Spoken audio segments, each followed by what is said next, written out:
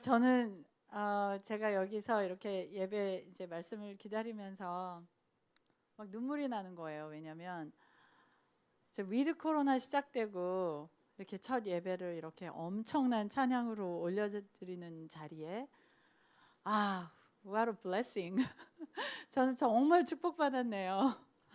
이렇게 저를 정말 소소한 사람을 여기 이렇게 귀한 자리에 세워주신 곽수가 목사님, 송정미 사모님, 그리고 모든 성도님들께 감사드립니다. 그리고 우리 주님께 영광 올려드립니다. 곽수가 목사님께서 저한테 코로나로 이 위기, 감사함으로 코로나를 좀 이겨보자는 그런 주제로 말씀을 전해달라고 그러셨어요. 근데 거기에는 지금 이유가 있습니다. 왜냐하면 작년에 제가 코로나를 아주 지독하게 앓았거든요. 그래서 여러분과 함께 그 선교지에서 보냈던 선교지에서 또 여러분들은 여기 한국에서 하지만 저 같은 사람은 선교지에서 어떻게 코로나를 맞이했고 어떻게 지냈는지 좀 나누고 싶습니다. 그런 저의 그 경험과 간증이 여러분 삶에 이렇게 좀 위로가 되고 용기가 되었으면 좋겠습니다. 작년에 이제 코로나가 시작됐을 때 엄청나게 모든 사람들이 이 한 번도 겪어보지 못한 이 엄청난 그 재난에 다들 당황했죠. 어떻게 대처를 해야 될지, 어디로 가야 될지 다들 몰랐죠. 그리고 IT는 제가 사역하고 있는 곳이 IT라는 곳인데요. IT는 전 세계에서 186개국 중에서 169위입니다. 그러니까 거의 170위니까 꼬만 이제 완전히 그 바닥이죠. 그래서 인구의 한 60%가 밥 한 끼를 제대로 못 먹는 그런 나라입니다. 그렇게 가난한 나라고 항상 이제 노예 국가로 시작됐기 때문에 이 나라 사람들이 유일하게 흑인 국가예요. 저 중남미에 있는데 다 히스패닉들인데 저희 나라만 흑인이고 그리고 유일하게 불어를 또 쓰는 나라입니다.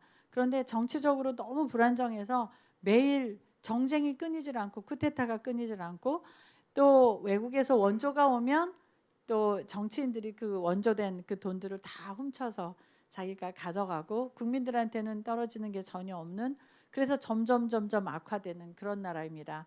그러다가 2010년에 지진이 났을 때 어마어마한 관심이 있었죠. 우리 한국에서도 정말 많이 도왔는데 하나도 별로 달라진 게 없습니다. 왜냐하면 원조가 와도 그 원조한 돈들이 다 사라졌고요. 또 원조를 주러 오신 분들조차도 정직하게 그 돈들을 다 IT 사람들을 돕는 데 쓰지 않았습니다. 그래서 IT는 돈 세탁 장소로 굉장히 유명합니다. 예를 들어서 어마어마한 원조가 와서 다 사람들한테 보여주고 사진 찍고 그리고 예를 들어서 10억이 오면 9억이 사라지는 그런 나라입니다. 다시 재송금이 어디론가로 돼서 1억만 이 나라에 떨어지는 희한한 나라입니다. 그래서 아주 재난을 좋아하는 그리고 재난이 날 때마다 모든 국민들이 너무 좋아하는 이상한 그런 나라입니다. 그런 나라에 저는 UN 직원으로 갔다가 거기에서 예수님을 영접하고 그리고 주님께서 뜻하지도 않게 저 같은 정말 이상한 사람을 선교사로 불러서 지금 10년째 사역하고 있습니다. 그리고 이제 길거리에서 구걸하는 아이들 45명과 남자아이들, 그다음에 임신해서 오갈 데 없는 10대 여자아이들, 그리고 그 아이들이 낙태하지 않고 안전한 장소에서 잘 출산을 하고 그리고 태어난 아이들을 돌보면서 이 어린 엄마가 잘 독립해서 나갈 수 있도록 도와주는 그런 걸수홈을 하고 있고 그다음에 심장병 이제 아이들을 돌보고 지금까지 92명의 아이들에게 한국에 데리고 와서 심장 수술을 해줬고요. 이제 그런 사역을 하고 있었는데 올해부터는 하나님께서 좀 더 많은 지경을 넓혀주셔서 더 많은 사역으로 나가게 될 것 같습니다. 그런데 이제 그런 와중에 코비드가 작년에 왔습니다. 5월 달쯤 됐는데 이제 IT는 이렇게 가난한 나라다 보니까 병원이 제대로 안 돼 있습니다.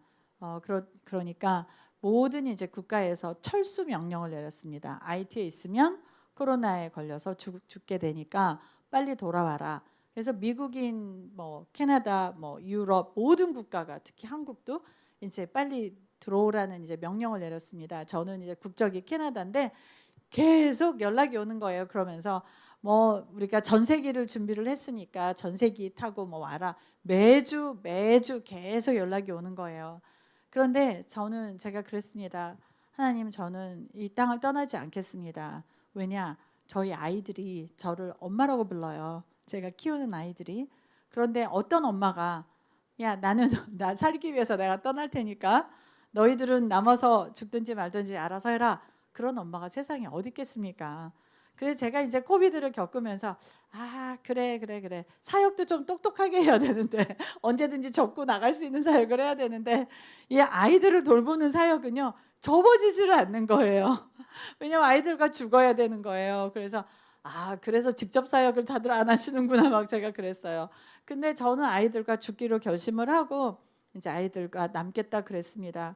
근데 그때까지 사실 저한테 사역을 그렇게 오랫동안 했지만 저는 경제적으로 굉장히 많은 어려움을 겪었어요. 왜냐하면 저가 그 예수님을 영접한 것이 IT고 또 하나님이 부르셔가지고 그냥 그 자리에서 사역을 시작을 했기 때문에 교회하고 이런 연관이 하나도 없는 거예요. 파송도 없이 시작했거든요. 파송도 없죠. 후원도 없죠. 그런 상태에서 이렇게 정말 주님이 주시는 놀라운 기적과 정말 놀라운 공급하심으로 정말 사역을 해왔고요.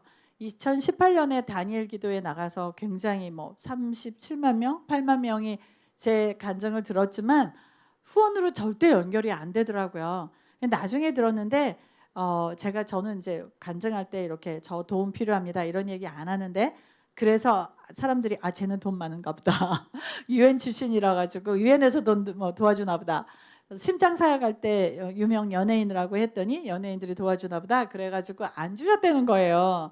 근데 이제 그러니까 다니엘 기도 나왔어도 여전히 힘들었었죠. 근데 작년에 제가 코로나 기간 중에 제가 있겠습니다. 그리고 계속 떠나지 않고 아이들을 돌보니까 사람들이 그때서야 왜 헬렌 안 나가? 보기에 되게 뺀질하게 생겼는데 당장 나갈 것 같은데 안 나가는 거예요. 그리고 아이들과 같이 너무 기쁘게 예배를 드리고 있으니까 사람들이 이제 그때부터 정말 후원을 좀씩 하기 시작해서 저는 오히려 코로나 기간 중에 후원이 열리기 시작했어요.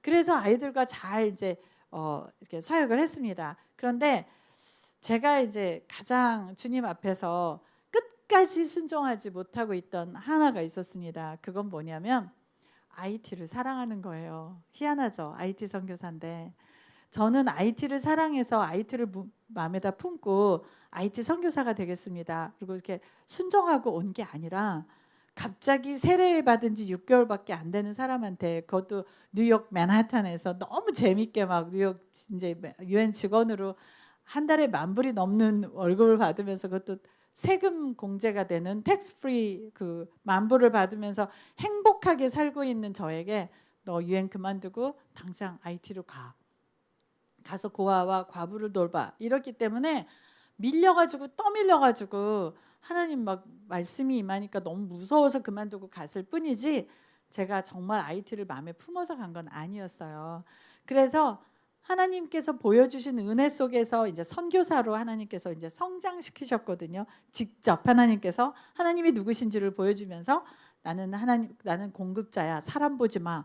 모든 소망은 나에게로 와. 내가 바로 공급자야. 사람 보지 마. 그러면서 막 만나를 이렇게 베풀어 주시고 제가 아팠을 때 내가 너의 치유자야. 그러면서 실제로 제가 먼지 알러지로 굉장히 고생해서 이제 때려치고 나가야 되겠다 막 이런 순간에 하나님께서 고쳐주셨어요. 그냥 기도받고 3일 만에 완전히 먼지 알러지가 사라졌어요.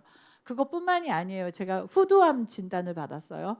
그런데 왜 불러셔놓고 후두암을 주셨지? 실수거나 아니면 저 죄 때문이거나 아니면은 뭐 죽으면 죽으리자. 그리고 아예 신경도 안 썼어요. 그랬더니 그 후두암이 그 애정 결핍에 걸려가지고요. 제가 너무 신경을 안 썼더니 없어졌어요. 그래서 제가 그래요. 질병도 애정을 많이 줘야 잘합니다. 그러니까 하나님만 믿고 애정 결핍에 걸리게 만드시는 것도 치료가 될 수 있습니다. 제가 이렇게 얘기를 해요. 제 경험이 그랬으니까. 그렇게 해서 하나님께서 또 치유해 주셨고요.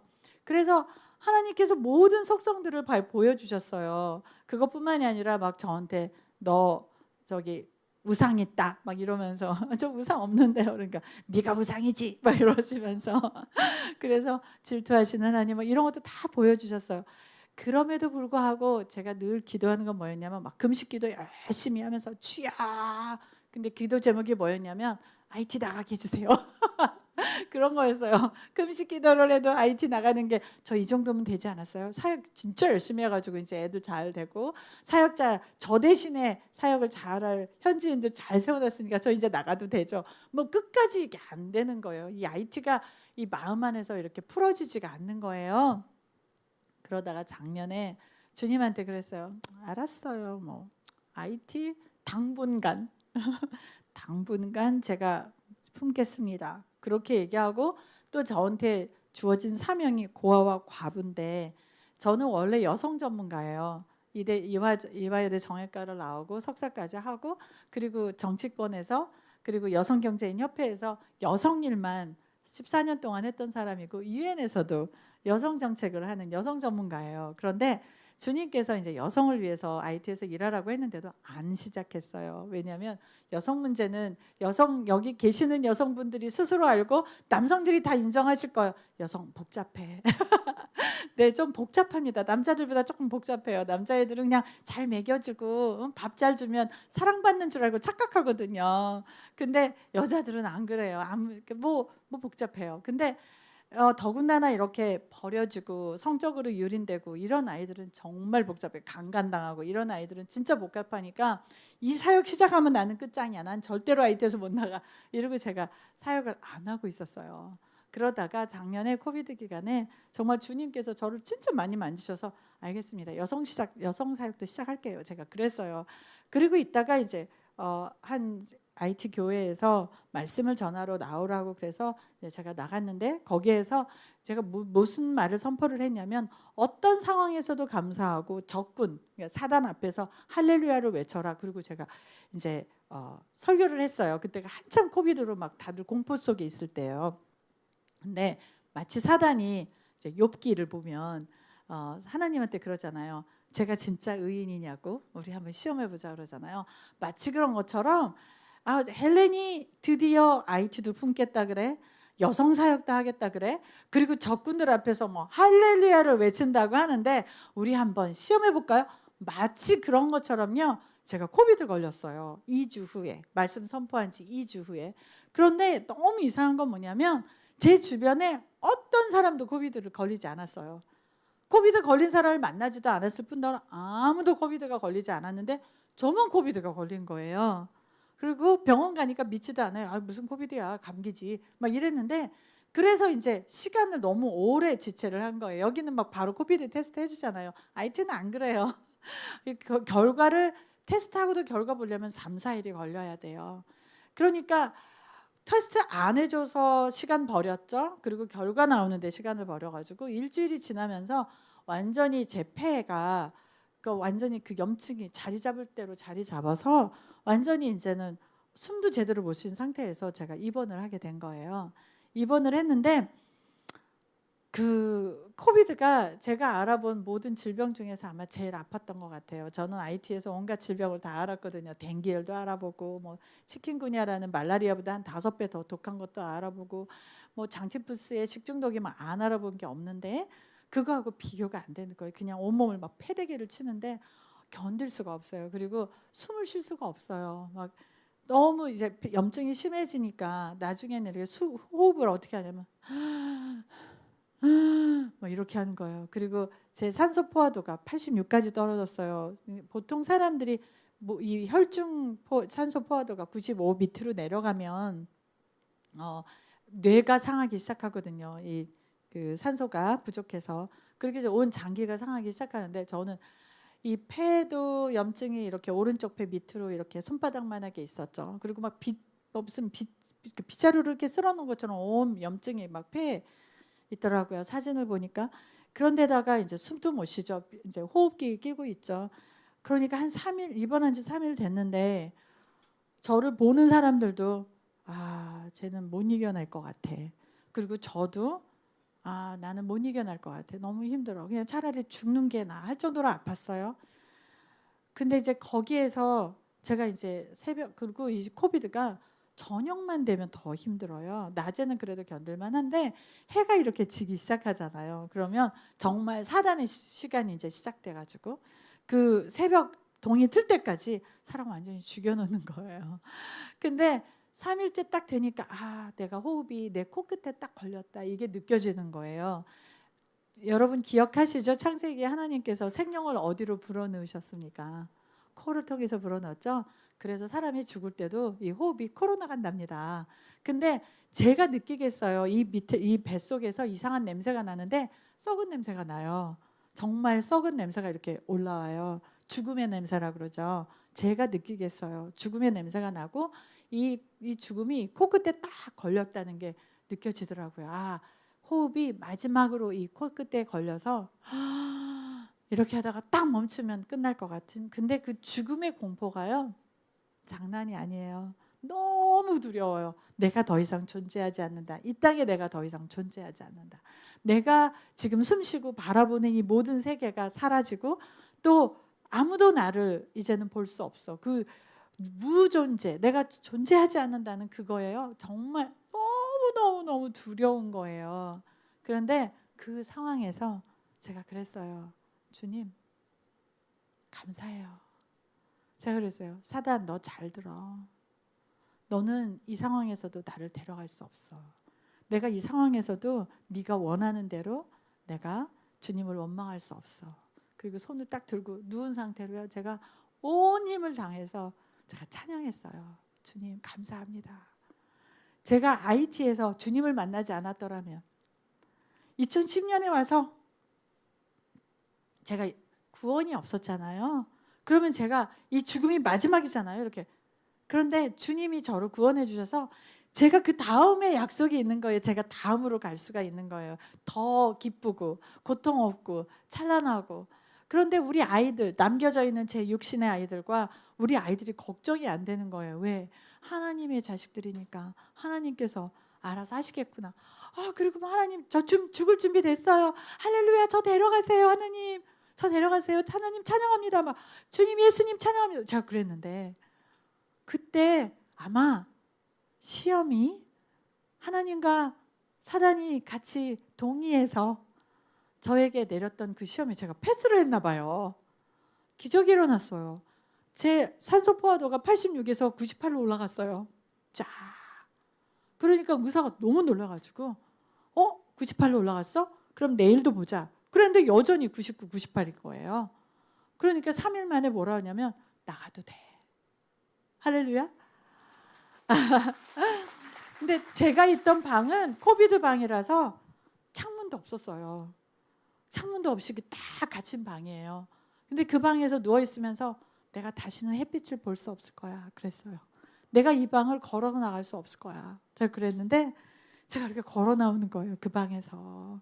그러면서 햇빛을 보는데 막 눈물이 막 쏟아지는 거예요. 하나님 감사합니다. 너무 감사해요. 그런데 문제는 뭐냐면 IT는 이 폐 염증을 치료할 수 있는 그런 곳이 없으니까 폐 염증이 있는 상태로 그냥 나온 거예요. 산소 포화도만 좋아지니까 그냥 나가라고 한 거예요. 집에 왔는데 하루가 딱 지났는데 얘가 염증이 다시 재발한 거예요. 이제 더 이상 약도 안 집어넣으니까. 그래서 제가 전화를 하니까 의사 선생님들이 이렇게 두 번째로 코비드가 와서 폐에서 이렇게 폐에서 염증이 올라오면 방법이 없다 그러시더라고요. 이제는 방법이 없습니다. 치료하려면 이제 뭐 미국이나 캐나다로 나가야 되는데 코비드가 걸린 상태라서 받아주질 않으니까, 비행기를 태워주질 않으니까 못 나가는 거예요. 저는 무슨 뭐 헬기로 막 전세 비용기로 지금 막 선교사님들을 모셔오는데 저는 그런 파송 단체도 없고 그래서 누가 그런 걸 주선해 주는 분도 없고 그래서 그냥 죽어야 되나 보다 그랬어요. 근데 의사 선생님이 저한테 그래도 체온은 재봐야 되지 않겠어? 그래서 아니요. 제가 그랬어요. 아니요. 이제는 제가 재보니까 39도가 넘어가는데 제가 더 이상 체온을 재지 않겠습니다. 그리고 이제는 주님과 저하고 독대를 하겠습니다. 헬렌이라는 사람이 IT에서 부들부들 떨다가 두려움 속에서 죽었다는 그런 불명예를 갖고 싶지 않습니다. 저는 주님을 찬양하다가 죽겠습니다. 그리고 기도방으로 들어왔어요. 그래서 제가 찬양을 틀었는데 그 찬양이 뭐냐면 베델교회 아세요? 그 캘리포니아에 있는 빌 존슨 목사님이 하시는 베델교회 그 찬양대가 부른 Raise a Hallelujah라는 노래가 있어요. 할렐루야를 외치자. 어떤 상황에서도 외치자. 그리고 적군들 앞에서 외치자. 우리가 할렐루야를 외칠 때 하늘이 땅을 침공한다. 뭐 그런 내용이에요. 저는 그 노래가 어떤 의미가 있는지도 모르고 어쨌든 그걸 틀어놓고요. 정말 지금보다 한 10kg가 빠진 상태에서 후달후달후달 한 상태에서요 일어나가지고 춤을 췄어요. 그 찬양을 틀어놓고 막 이러면서 Raise a Hallelujah 막 이러면서 막 춤추면서 주님이 선포하셨던 그 예언들 반도 이루어지지 않았습니다. 주님의 말씀은 땅에 떨어지지 않지 않습니까? 주님 저 살려주세요. 저를 이 방에서 나가게 해주세요. 주님이심을 보여주세요. 막 이러면서 피곤하면 막 누워있다가 다시 일어나가지고 막 찬양했는데 3시간쯤 지났을 때요 갑자기 온도가 뚝 떨어지는 게 제가 느껴지는 거예요. 그리고 더 이상 땀이 흐르지 않고요. 제가 알겠어요. 그리고 제가 그 방에서 이렇게 걸어 나왔는데 그리고 나서 폐 전문가를 우연치 않게 만나게 됐어요. 있더라고요. 염증이 없어졌어요. 할렐루야. 그런데 흔적도 없어요. 제가 한국 가서 다시 폐 검사를 했는데요. 석회도 없고요. 석회화되지도 않았고요. 흔적도 없어요. 아예 코비드 흔적도 없어요. 할렐루야입니까? 근데 이런 기적이 왜 일어났는지를 오늘 좀 얘기를 좀 같이 나눴으면 좋겠어요. 요나서를 좀 잠깐 보여주시겠어요? 제가 아까 부탁을 드렸는데 요나서 2장 1편에서부터 10편까지 우리 같이 한번 읽어보면 어떨까요?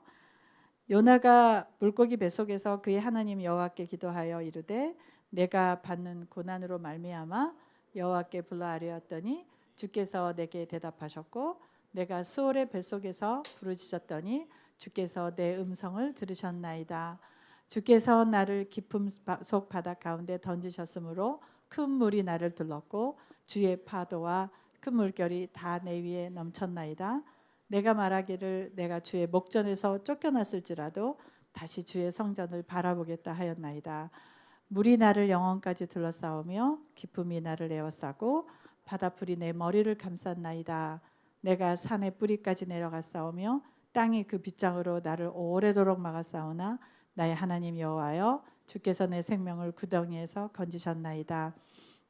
영혼이 내 속에서 피곤할 때에 내가 여호와를 생각하였더니 내 기도가 주께 이르렀사오며 주의 성전에 미쳤나이다. 거짓되고 헛된 것을 숭상하는 모든 자는 자기에게 베푸시는 은혜를 버렸사오나 나는 감사하는 목소리로 주께 감사 제사를 드리며 나의 소원을 주께 갚겠나이다. 구원은 여호와께 소확한 나이다 하니라. 여호와께서 그 물고기에 말씀하시매 요나를 욕지에 토하니라. 이 요나서를 읽어보시면 아시겠지만 요나는 도망갔지만 이제 요나서 뭐 전체를 얘기하자면 너무 기니까 이것만 가지고 얘기를 하자면 요나가 물고기 뱃속에 들어갔습니다. 그리고 요나가 한 게 주께 부르짖었습니다. 여러분들이 그 코비드로 인해서 지난 작년부터 올해 겪었던 수많은 일들 그리고 코비드가 왔을 때 반응하는 게 참 많이 달랐죠. 예배가 일어나지 않았고요. 교회가 막혔고 그리고 사람들이 모이지 못하게 했습니다. 이거는 사단이 한 겁니다. 어떻게 예배를 막는 게 하나님이 하셨을 수 있겠습니까?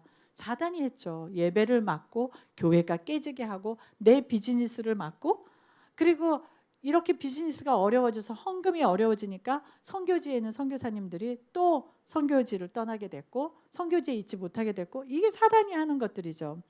저희가 모두 전 세계가 요나처럼 저희가 물고기 뱃속에 들어갔습니다. 코비드로 인해서. 그리고 저 같은 경우는 정말 코비드를 걸려가지고 물고기 뱃속에 들어갔습니다.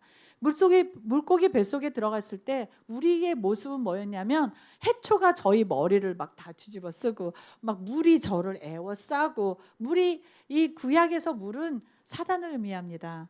깊은 물속을 의미하는 건 사단을 의미하거든요. 사단이 저를 다 둘러쌌습니다. 고통이 저를 둘러쌌습니다. 그리고 저희는 요나처럼 물고기 뱃속에 코비드 기간에 이렇게 앉아 있는 거예요. 어떤 사람은 그 기간을 견디지 못해서 자살하기도 했고요. 어떤 사람은 그 기간을 견디지 못해서 하나님 원망하면서 교회를 떠난 사람도 있었고요. 더 이상 하나님 존재하지 않아. 예배 나 필요 없어. 교회를 떠나기도 했습니다. 얼마나 많은 교회들이 코로나 기간 중에 성도들을 잃었습니까? 여러분 너무 아시잖아요. 그런 의미에서 여러분들은 참 복되신 분들입니다. 이 자리에 오셨지 않습니까? 끝까지 희망을 버리지 않으셨잖아요. 할렐루야. 축복받으실 겁니다. 근데 이 요나가 이 뱃속에서 하나님께 얘기합니다. 이렇게 공고하지만 나는 하나님의 성전을 보고 싶습니다. 다시 하나님의 성전을 보게 해주세요. 그 하나님의 그 영광 다시 보게 해주세요. 하면서 한 게 뭐였냐면 9절입니다. 나는 감사하는 목소리로 주께 제사를 드리며. 요나가 그때 무슨 송아지가 있거나 무슨 양이 있어가지고 잡아가지고 그거를 자기 속죄제로 드릴 수 있는 형편이 아니잖아요. 물고기 뱃속에서. 이 요나가 하나님께 속죄제로 드린 건 감사합니다. 하나님 감사해요. 그 요나가 그 뱃속에서, 물고기 뱃속에서 그 죽음의 상황에서 드린 거는 하나님 감사합니다. 그 감사를 제사로 올려드렸더니, 그리고 하나님 제가 다시 성전을 보게 해주세요. 그래서 내 소원 받으세요. 내 소원, 하나님, 구원이 하나님께 속했으니까 나는 더 이상 여기에 대해서 투덜대지 않겠습니다. 하나님이 하라시는 대로 하겠습니다 라고 소원을 올려드렸을 때 하나님께서 어떻게 했었죠? 요나 그 물고기의 입을 열어서 요나를 뱉어내셨습니다. 여러분이 겪고 있는 모든 고통들이 사실은 여러분께 소원을 받고 싶어 하시는 하나님의 계획이실 수도 있습니다.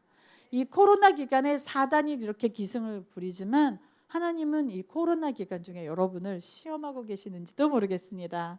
여러분의 믿음과 여러분의 그 태도를 하나님께서 보고 계시는지도 모르겠습니다. 어쩌면 여러분들을 욥이 돼가지고 사단하고 같이 하나님께서 코로나를 통해서 내가 정말로 의로운 자들을 내가 골라내고 싶다. 근데 그 어려움 가운데서도 감사하는 사람들을 찾고 싶다. 이러실 줄 누가 알겠습니까?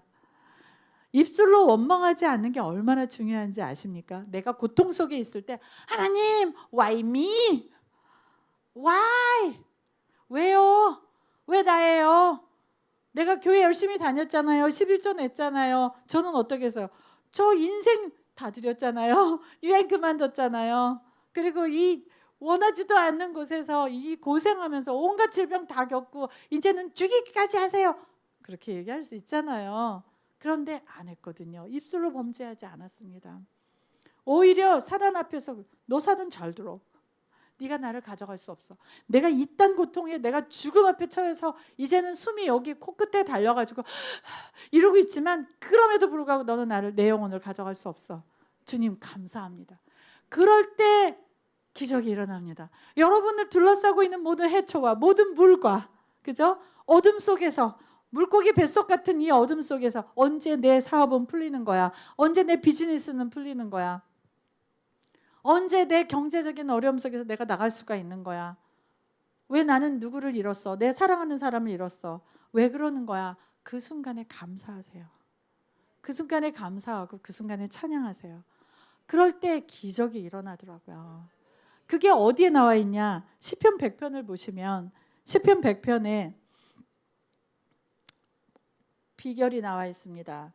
이제 여러분이 하나님 임재하심을 구하시잖아요. 하나님께 복 받고 싶어 하시잖아요. 그러면 하나님과의 임재함 속에 있을 때 이제 여러분이 복을 받잖아요. 근데 이제 하나님 임재하시는 곳에 이제 주의 성전으로 들어가야 돼요. 이제 주의 성전 앞에 딱 섰습니다. 서가지고 이제 여러분께서 이렇게 문을 두들겨요.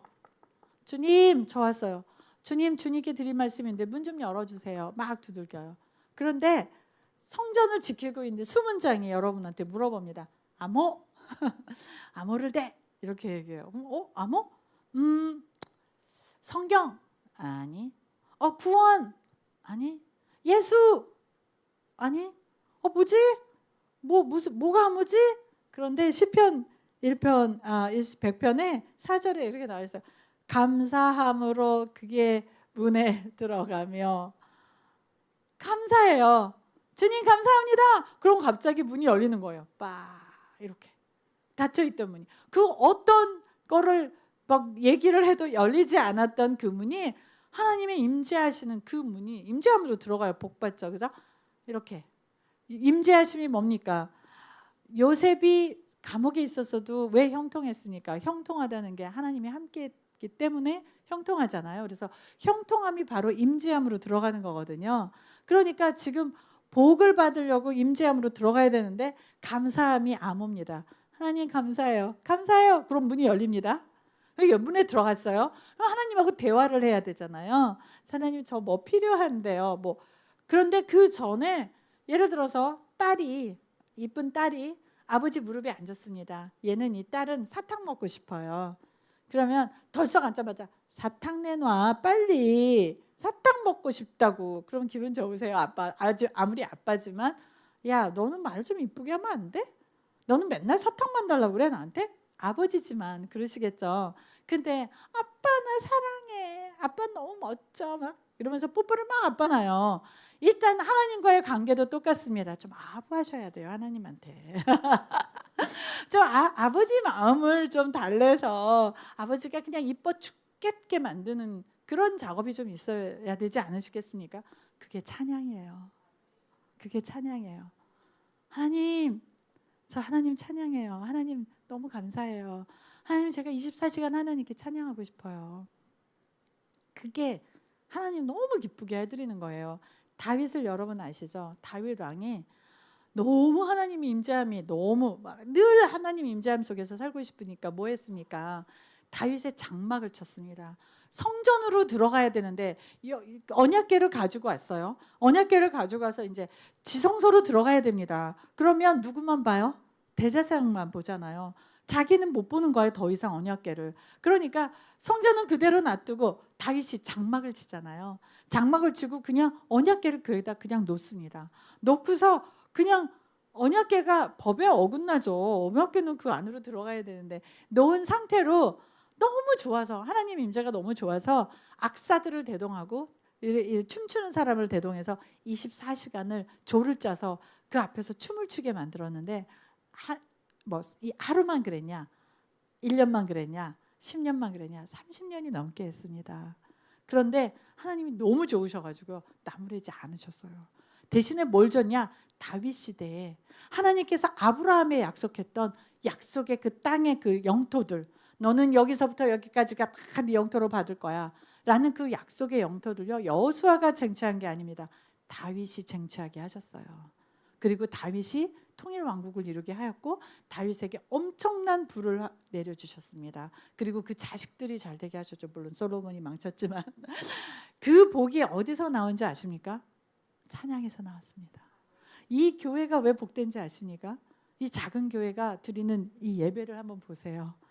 이 엄청난 음악의 이 찬양의 이 능력들을 보세요. 엄청난 송정미 사모님께서 이 찬양 인도를 하는, 여러분들은 복 받으셨습니다. 저는 여기에서 24시간 찬양이 올려지기를 원합니다. 여러분들이 이 찬양을 통해서 이 나라에 침체된 모든 것들을 다 걷어내고 이 교회가 달라지고 이 우리 한국이 달라지는 그런 역사가 바로 이곳 푸른나무 교회에서 시작되기를 축원합니다. 여러분들의 그 엄청난 그 파워, 음악의 파워와 여러분들의 기도와 송정미 사모님의 그 놀라운 찬양의 능력과 우리 곽수광 목사님의 놀라운 기획력과 이 모든 것들이 어우러져서 한국을 움직이고 한국을 완전히 그 영적으로 흔들고 거기에 나가서 열방을 흔드는 그런 일이 벌어지기를 정말 축원합니다. 그랬을 때 감사함으로 그의 문을 들어가서 찬송함으로 그의 궁전에 들어가고 그의 감사함에 그를 송축할 때 무슨 일이 일어나냐면 그 하나님께서 주시는 복들이 천대에 나가도 복을 받고 들어와도 복을 받고 그리고 내가 하는 일이 모든 내 손으로 하는 일이 모든 일이 복을 받고 내 자식들의 그 자식과 그의 그 자식들이 다 복을 받는 그런 역사가 일어납니다. 그래서 그 코비드 이후에 무슨 일이 일어났을까요? 저에게. 저는 늘 재정적으로 어려웠다 그랬잖아요. 그런데 재정문을 열어주셨어요. 하나님께서 제가 늘 기도하는 제목이 있었어요. 하나님 나 땅 좀 갖게 해주세요. 다른 선교사님들 다 땅 가는데 저는 땅을 가질 수 어디다 말을 할 데가 없는 거예요. 누가 땅을 저 땅 좀 사주세요. 이런 말을 할 데가 없는데 갑자기 한 부부가 하나님께서 감동 주셨어요. 땅 사세요. 그래서 제가 늘 기도하던 대로 시내 한복판에다가 1,800평을 샀습니다. 그리고 그 땅이 얼마나 복된지 막 나무가 팍팍해요. IT는 나무가 없거든요. 다 캐가지고 다 나무로 밥해 먹어서 없어요. 근데 나무가 가득하고요. 그 땅에서 어떤 비전을 주셨냐면 이 땅에서 나오는 물이 성전에서 나오는 물이 IT를 전부 적신다는 말씀을 주셨어요. 그리고 거기 또 부족해서 그 땅에서 찬송이 일어나야 어둠이 물러난다는 그 말씀을 언제 주셨냐면 제가 각수왕 목사님께서 초대해 주셔서 지난 5월에 프레이즈 게더링에 갔다가 그 자리에서 말씀을 주셨어요. IT가 지금 너무너무 위험하거든요. 깡패가 70조직이 있어요. 그리고 막 얘네들이 수도 없이 사람들을 납치해 가요. 그럼 사람 살 곳이 아니에요. 저 무서워서 못 나갈 정도로 매일 납치가 일어나요. 납치와 살인과 강간과. 그리고 심지어는 예배 드리고 있는데 들어와가지고 예배 드리는 목사님을 붙들어 갔어요. 그리고 현재 한국 선교사님들도 납치되셨었다가 풀렸고요. 지금 현재 17명의 미국인 선교사님들이 납치된 상태에서 풀려나지 못하고 계세요. 170억을 요구하고 있어요. 왜냐? 그에 두 분이 의사쌤이 있거든요. 미국인 의사선생님이. 그랬더니 이제 봉 잡았다 이래가지고 170억을 요구하고 있어요. 이 납치를 통해서 자기네 갱들 조직 운영비를 갖는 거예요. 그런 상태에서 다 선교사님들도 떠나고 위험하다고 단체들도 다 떠나고 그런 상태에서 소수 남아있는 선교사들이 지금 사역을 하고 있습니다. 그리고 저도 거기에서 기쁘게 사역을 하고 있습니다. 그런데 이렇게 위험한 땅에서 하나님, 제가 그랬어요. 하나님 그냥 미군들을 보내갖고 싹쓸이 해주세요. 내가 그랬더니 하나님께서 그 프레이즈 게더링 중에 하나님이 말씀하시는 거예요. 야, 미군이 구원을 갖다 주냐? 내가 구원을 갖다 주냐? 그래서 제가 그랬어요. 죄송해요 하나님. 그러면 뭐라 그러시냐면 24시간 찬양해라. 무너진 다윗의 장막을 세워라. 그럼 내가 그 땅의 어둠을 없애줄게. 이번에 또 와서 그랬어요. 주님, 제가 아직도 컨테이너 못 보내고 있는데 보낼까요? 컨테이너 다 없어지면 어떡해요? 네, 보내라. 내가 새 일을 행하리라. 놀라운 일들을 IT에서 행하리라 하셨어요. 그리고 저한테 다음 세대를 세우라고 하셨어요. 그럴 때는 가야 되는 거죠. 해야 되는 거죠. 왜? 주님이 함께 하시니까. 또 제가 그러다가 순교하면 또 영광이죠. 다음 세대가 또 이어서 제가 해야 될 일을 하겠죠. 저는 코비드 이후에 노가 없어졌어요. 코비드 이후에 하나님 이건 안 돼요. 이 말이 없어졌어요. 그냥 가라 그러면 가고 오라 그러면 오고 하라 그러면 하고 뭐든지 하나님이 하라고 하시는 대로 하는 사람이 됐습니다. 코비드가 저한테 저주였을까요? 아니요. 놀라운 축복입니다. 왜? 하나님께 완전히 잡힌 사람이 됐거든요. 여러분들 지금 고통 속에 계시지만 지금이 은혜의 때입니다. 한국교회가 너무 어렵죠? 막 한국교회 깨졌다고 막 다 걱정하시죠?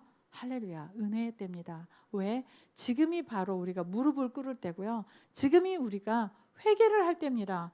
우리가 조금이라도 하나님께 원망한 게 있다면, 조금이라도 하나님께 왜요라고 물어본 게 있다면, 조금이라도 하나님의 신실함에 대해서 의심을 가졌더라면, 그리고 우리가 마음대로 되지 않았던 우리 삶 속에서 일어났던 모든 일들, 코비드 이후에 일어났던 모든 의심들, 우리 회개하기를 원합니다. 지금 이 순간 우리 회개하기 원합니다. 그리고 지금이 바로 은혜의 때입니다.